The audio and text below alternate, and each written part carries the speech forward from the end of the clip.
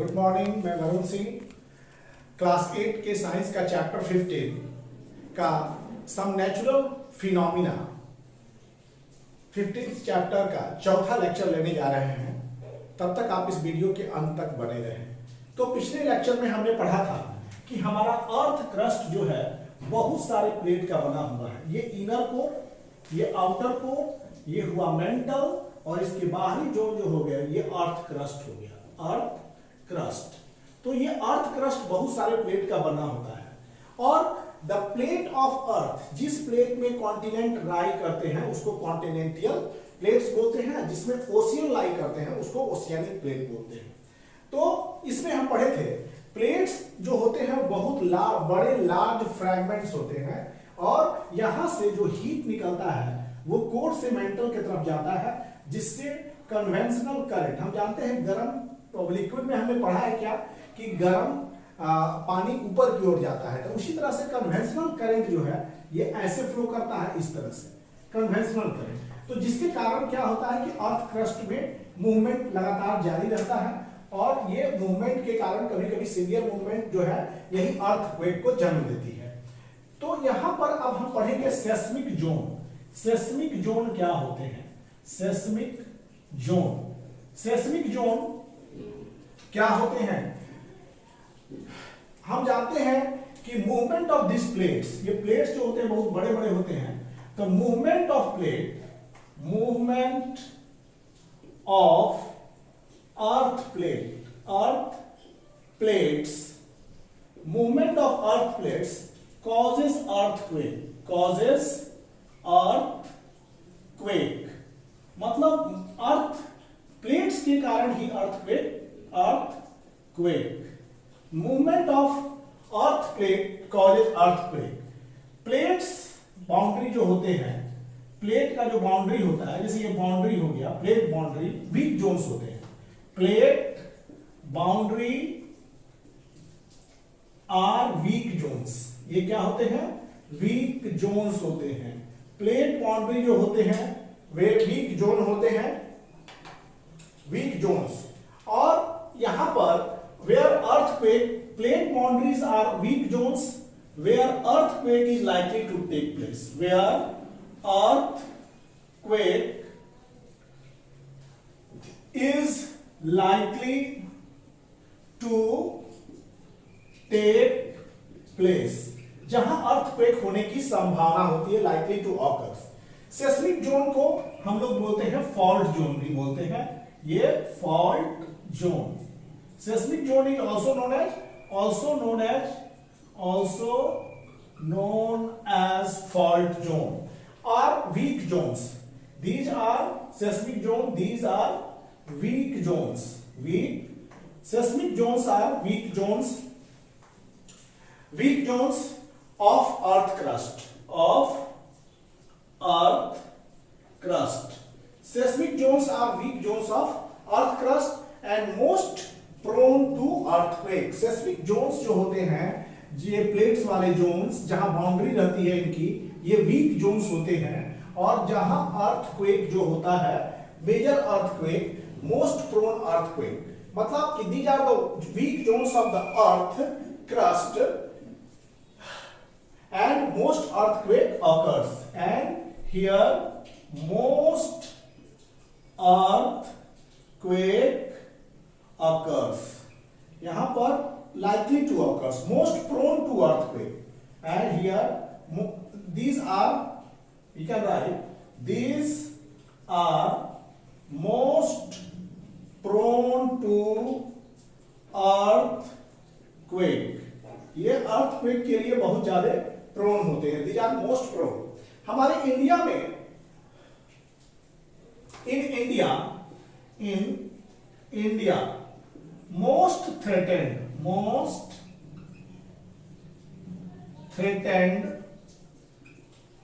in India most threatened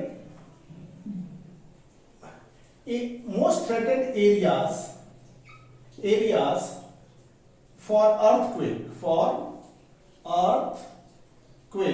हमारे भारत में earthquake के लिए जो मोस्ट थ्रेटेंड एरियाज हैं वो है कश्मीर, मीर, कश्मीर हो गया, ये कश्मीर रीजन हो गया, western and central Himalaya, western and central Himalayas, western and central Himalayas हो गया, whole of the northern east, whole of the northern east, Rann of Kutch, Rajasthan में, रन ऑफ कच्छ इन राजस्थान, ये राजस्थान में, रन ऑफ कच्छ राजस्थान में, ये सब मोस्ट प्रोन एरियाज हैं इंडिया में। राजस्थान ये हो गया। And Indo Gangetic plains, and Indo Gangetic plains, ये सब क्या है, मोस्ट प्रोन टू अर्थक्वेक। ये एरियाज बहुत ज्यादा अर्थक्वेक के लिए जाने जाते हैं हमारे देश में। तो सेस्मिक जोन हम लोग देखें कि मूवमेंट ऑफ अर्थक्वेक क्या करते हैं, मूवमेंट ऑफ प्लेट्स, अर्थ का प्लेट्स का जो मूवमेंट होता है वो अर्थक्वेक लाता है। और सबसे ज्यादा वीक जोन्स जो होती है वो प्लेट की बाउंड्री होती है, where earthquake likely to take place, वहां अर्थक्वेक आने की संभावना ज्यादा है। फॉल्ट जोन, बाउंड्री के जो होते हैं वीक जोन होते हैं, फॉल्ट जोन को सेस्मिक जोन भी बोला जाता है। तो सेस्मिक जोन वीक जोन है, seismic zone are weak zone of earth crust and these are most prone to earthquake, और वहां अर्थक्वेक आने की संभावना ज्यादा है।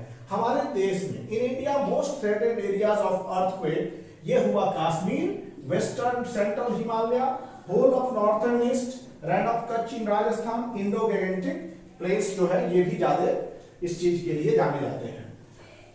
ये सेस्मिक जोन है, मतलब फॉल्ट जोन है। फॉल्ट जोन जो अर्थक्वेक के होते हैं, मोस्ट फॉल्ट जोन जो होते हैं these are the most prone to earthquake, इनको अर्थक्वेक के लिए ही जाना जाता है। और ये conventional movement of current that is heat जो है इस तरह के अर्थक्वेक लाते हैं। अब हम लोग देखेंगे इंस्ट्रूमेंट के बारे में। सेस्मोग्राफ, सेस्मोग्राफ क्या है ये हम लोग पढ़ेंगे कि seismograph it is an instrument, एक ऐसा इंस्ट्रूमेंट जो मेजर करता है अर्थक्वेक के मैग्नीट्यूड को। Seismograph is an instrument which measures the magnitude of earthquake. तो और in term of shock wave, it is an instrument, it is an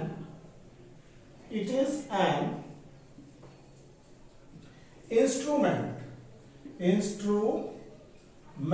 ये एक ऐसा इंस्ट्रूमेंट है which measures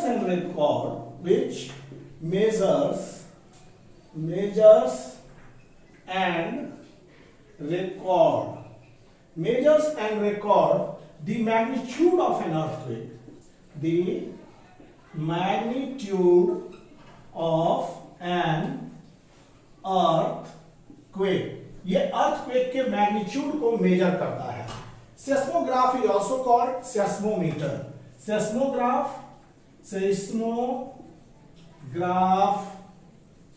is also called seismometer. इसको seismometer भी कहा जाता है। तो हम लोग अर्थ क्रस्ट पे देखेंगे कि फोकस, एक टर्म आता है फोकस। फोकस क्या होता है उसके बारे में हम लोग समझेंगे। What is focus? फोकस क्या है? फोकस है, it is the place inside the earth, it is the place inside the earth. ये ऐसा प्लेस है पृथ्वी के अंदर, अर्थ क्रस्ट, पृथ्वी के अर्थ क्रस्ट के भीतर का ऐसा place where earthquake is generated, जहां से earthquake, where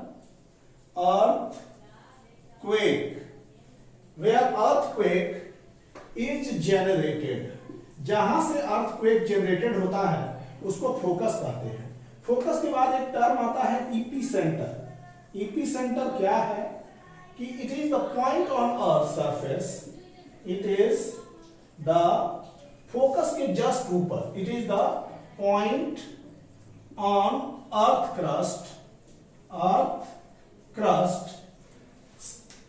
surface, you can also write earth surface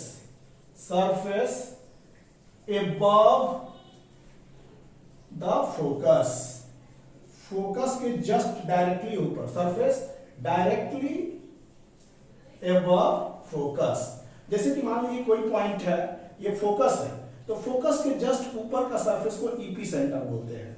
यहां से अर्थक्वेक ओरिजिनेट हुआ और इसके जस्ट ऊपर ईपी सेंटर कहलाता है, ईपी सेंटर।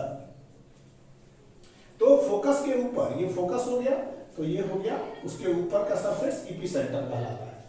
तो ये था हमारा ईपी सेंटर। अब हम लोग पढ़ेंगे कि पावर ऑफ अर्थक्वेक कितना होता है, what is the power of earthquake. Earthquake के पावर को पढ़ेंगे, कितना तेज पावर से आता है हमारा अर्थक्वेक, इसको हम लोग समझेंगे। अर्थक्वेक का पावर, अर्थक्वेक के पावर का मैग्नीट्यूड, ये यहां पर हम लोग देख रहे हैं अर्थक्वेक के पावर को मेजर करने के लिए रिचर स्केल से उसको मेजर किया जाता है। जैसे साउंड की इंटेंसिटी को मेजर हम डेसिबल स्केल पर करते हैं, 0 डेसिबल, 10 डेसिबल, 20 डेसिबल, उसी तरह से रिचर पैमाने पर हम लोग अर्थक्वेक के इंटेंसिटी को मापते हैं, मतलब कितना पावरफुल अर्थक्वेक आया, तो इसको बोलते हैं रिचर स्केल। तो यहां पर पावर, यहां लिखते हैं हम लोग Richter scale,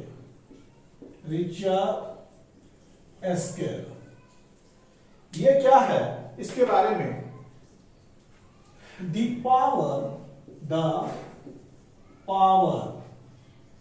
of an earthquake, power of an earthquake is expressed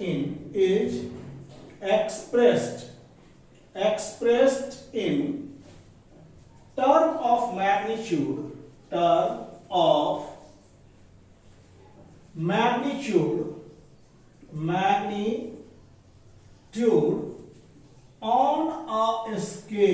on a scale called Richter scale, इसी को कहते हैं अर्थक्वेक के पावर को हम मेजर करते हैं जिस मैग्नीट्यूड में, उसको रिचर स्केल कहा जाता है। तो मैग्नीट्यूड ऑफ रिचर स्केल क्या है, just like decibel scale, it is series of number. Richter scale ये क्या है, it is a series of number, it is a series of number, ये नंबरों की श्रृंखला है। Series of number from 1 to 12, series of number from 1 to 12 used to express the magnitude of earthquake।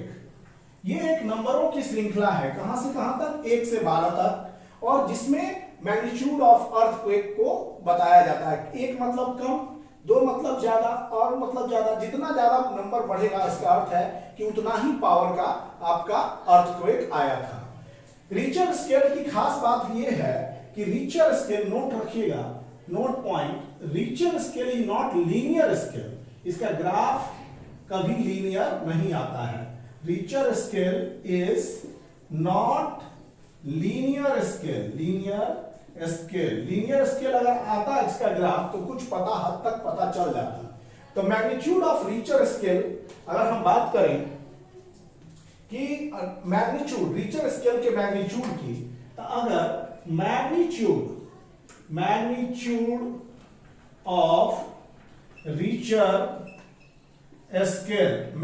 Of Richter scale is two, 2 का अर्थ क्या हुआ, is not 2 times, इसका अर्थ ये नहीं है कि 2 गुना हो गया, इसका अर्थ है कि 10 times the magnitude 1, that is it means that Richter scale जो 2 के स्केल में आया, अगर मान लीजिए अर्थक्वेक, तो वो 10 टाइम्स 1 की अपेक्षा है, that is it is 10 times, it is 10 times 10 times as strong as 1। इसके अपेक्षा जो 2 आया 10 गुना ज्यादा इफेक्टिव था। 10 times as strong as 1, 10 times as strong as 1, as strong as 1। अब यहां पर मैग्नीट्यूड ऑफ अर्थक्वेक, अगर बात करें magnitude of earthquake, magnitude of earthquake is 3, it means it is 100 times as strong as 1। मतलब मैग्नीट्यूड ऑफ अर्थक्वेक अगर 3 है, इसका अर्थ है कि ये 100 टाइम्स स्ट्रांग है 1 के अपेक्षा, 1 के अपेक्षा 100 टाइम। अर्थक्वेक ऑफ मैग्नीट्यूड 4 और 6 की तुलना करेंगे तो ये 1000 टाइम्स ज्यादा बड़ा हो जाएगा। तो दिस इज दिस। अब हम लोग देखेंगे कि रिचर स्केल, अगर बात करेंगे मैग्नीट्यूड 2.5, मैग्नीट्यूड 3.5, 4.5, 6, 7, 8, तो 2.5 का अर्थ है ये इस मैग्नीट्यूड के अगर अर्थक्वेक आता है तो ये महसूस नहीं होता है, generally not felt, it is generally not felt, ये महसूस नहीं होता है। 2.5 का जो आता है वो महसूस नहीं होता है, लेकिन इसको सेस्मोग्राफ में रिकॉर्ड किया जा सकता है। It can be recorded on seismograph, इसको आप इस पर रिकॉर्ड कर सकते हैं। अगर बात करें 3.5, तो अगर can be felt by many peoples, can be felt by many peoples, बहुत लोग इसको महसूस करते हैं। 4.5, इससे कुछ लोकल डैमेज हो सकता है, सम लोकल डैमेज, इससे कुछ आपका सामान्य डैमेज हो सकता है। 6 में डिस्ट्रक्टिव, ये यहां से destructive quake, starting of destructive quake, मतलब ये डिस्ट्रक्टिव होता है, डिस्ट्रक्टिव क्वेक यहां से शुरुआत हुआ, डिस्ट्रक्टिव क्वेक का शुरुआत। अब मेजर डिस्ट्रक्टिव, ये बहुत ज्यादा डिस्ट्रक्टिव है, मेजर डिस्ट्रक्टिव क्वेक, अगर मान लीजिए कि 7 की इंटेंसिटी का अगर अर्थक्वेक आता है तो ज्यादा डिस्ट्रक्टिव क्वेक है, ये अर्थक्वेक है। अगर 8 का आ गया तो हाईली डिस्ट्रक्टिव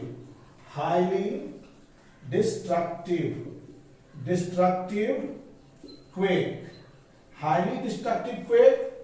और क्या है, capable of destroying, capable of destroying most population, मतलब कि ये बहुत सारे पॉपुलेशन को आपको हटा देगा। डिस्ट्रॉइंग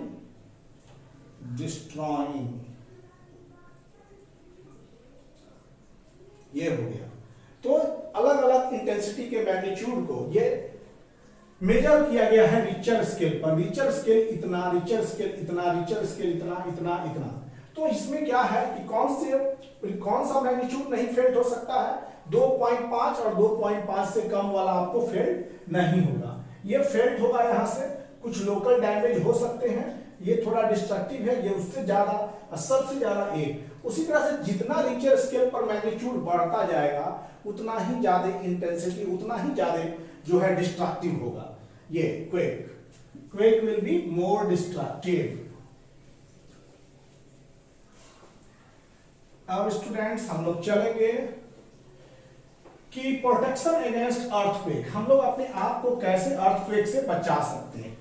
प्रोटेक्ट कर सकते हैं। तो ऐसे तो इसकी कोई प्रिडिक्शन नहीं है, लेकिन अगर आता है तो कुछ हम लोग प्रिकॉशन ले सकते हैं।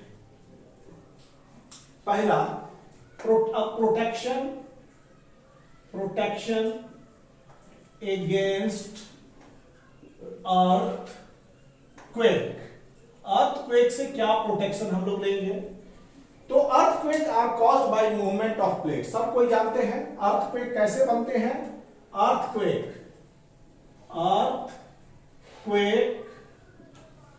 Are produced by movement of plates हम लोग का क्रस्ट जो है बहुत सारे प्लेट्स से मिलकर बना होता है, तो प्लेट्स के मूवमेंट से अर्थक्वेक होता है। और हम ये भी जानते हैं कि boundary of plates are weaker zone. Boundary of plates are weaker zone.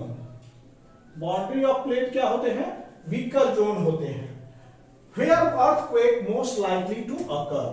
Where earthquake more likely to occur? जहां अर्थक्वेक ज्यादा होने की संभावना है। पीपल जो सेस्मिक जोन के तरफ रहते हैं, people living in seismic zone, अब people living in seismic zone, fault zone और फोल्ड जोन। जो लोग रहते हैं सेस्मिक जोन के तरफ, तो earthquake are most likely to happen, especially prepare। उनको सेस्मिक जोन में रहने वाले लोग जो होंगे वो earthquake के लिए ज्यादा प्रिपरेशन करेंगे। The people living in seismic zone they have to prepare how to keep themselves preserved। कैसे वो अपने आप को सुरक्षित रह पाए, उसके लिए वहां पर उनको तैयारी रखनी होगी। बिल्डिंग ऑफ दीज जोन्स, पहला है building of these zones. Building of these zones they can stand measure is built in such a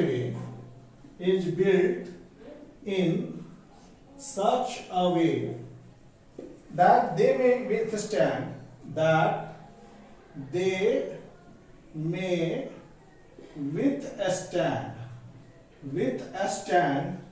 major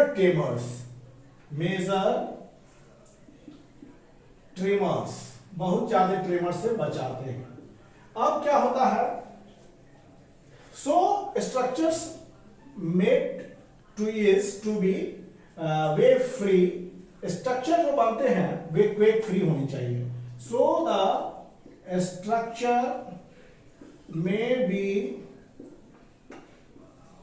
quake free. Structure जो है ऐसा होना चाहिए। इसके लिए हम लोग को क्वालिफाइड आर्किटेक्ट से मिलना पड़ेगा। We should consult with qualified architect। हम लोग को क्वालिफाइड आर्किटेक्ट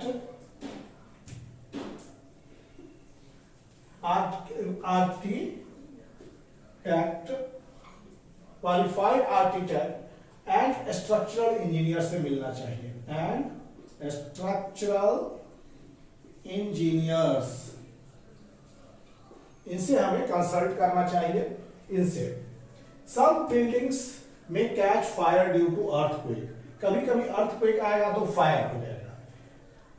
तो सब चीज को हमें ढंग से अच्छे से व्यवस्थित रखना चाहिए। We should keep some people to highly seismic area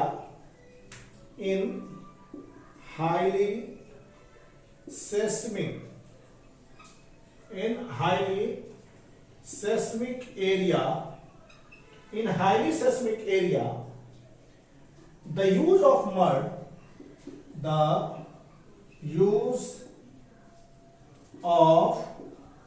mud or timber is better, और टिम्बर इज बेटर, ये ज्यादा अच्छा होता है इसको लगाने से।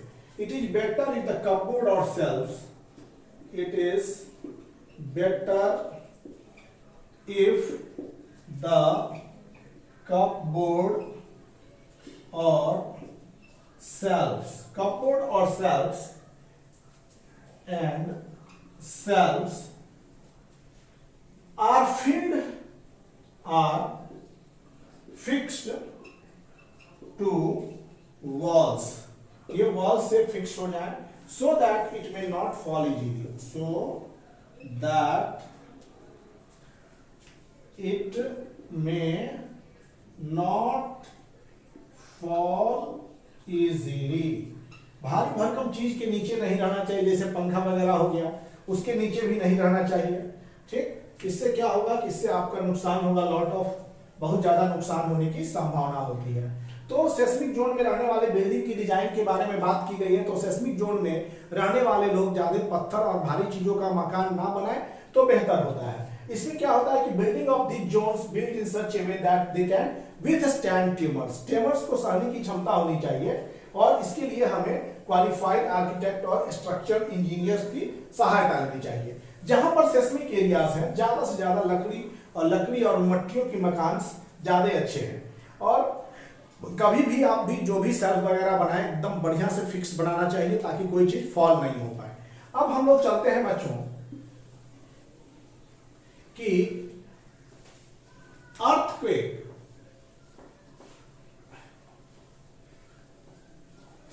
आप घर के अंदर हैं तो आप कैसे सुरक्षित रहेंगे? What will you do if you stay inside the home during the earthquake?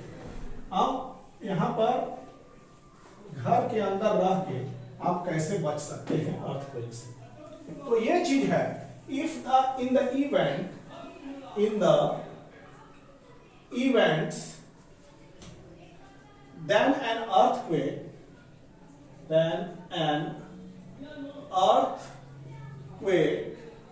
does not strike, take the following step,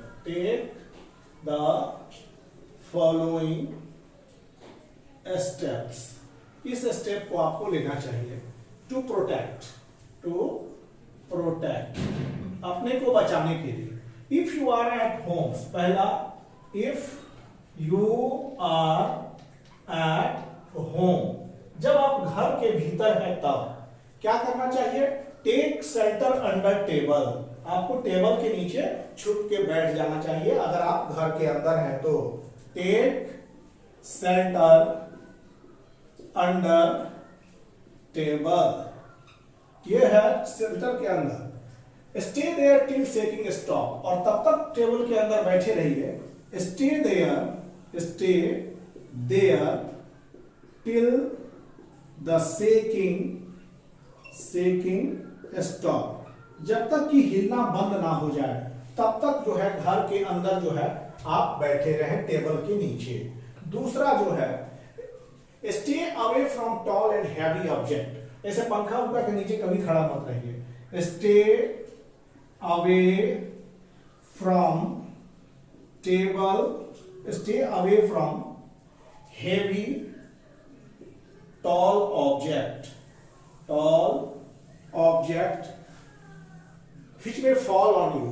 which may fall on you, जो आप पर गिर सकते हैं। Third point, if you are in bed don't get up, अगर आप बिछावन पर हैं, if you are at bed don't get up, आप गेट अप नहीं हो पाइए। Protect your head with pillow, अब protect your head with pillow, अपने पिलो से आप हेड को ऐसे ढके रहिए तकिया से, ज्यादा सेफ्टी रहेगा अगर आप घर पे हैं तो ये चीज होना चाहिए।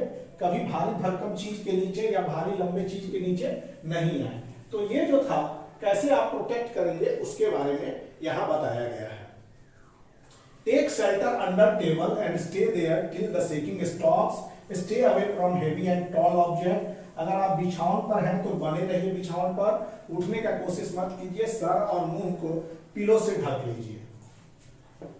इसके बाद if you are outdoors, if you are outdoors, अगर आप बाहर में हैं तो क्या करेंगे?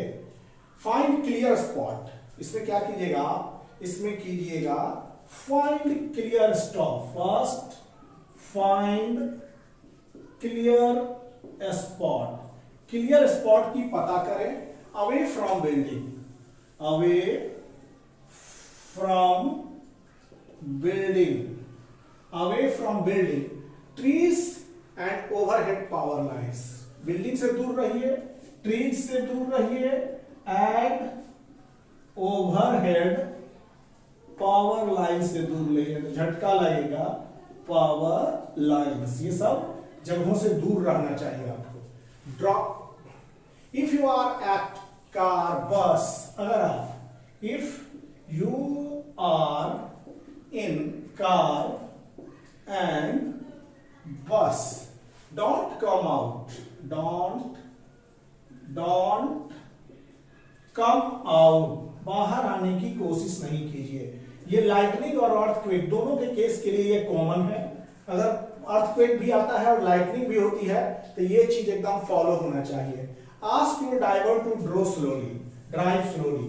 Ask your driver to drive slowly, अपने ड्राइवर को कहिए धीरे चलाने के लिए। At clear stop pot, at clear spot, don't come out till the tremor stops, don't come out till the tremors stop।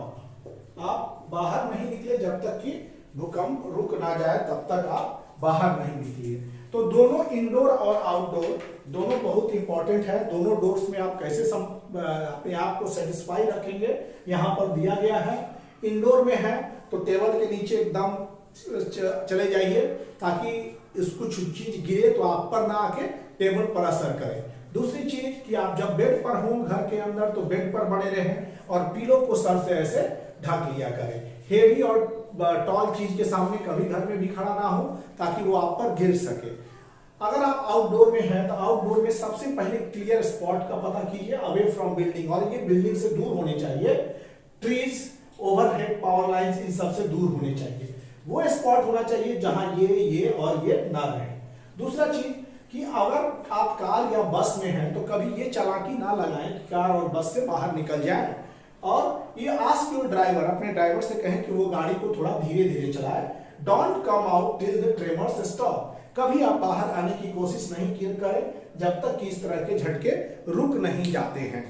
तो ये था स्टूडेंट्स हमारा fourth lecture on some natural phenomena of chapter 15 science का। ये chapter 15 का fourth lecture था, मतलब कि नेचुरल फिनोमिना का। तो इसी लेक्चर के साथ ये चैप्टर यहीं समाप्त हुआ। Thank you for watching the videos. Please like, share and subscribe the channel. Thank you.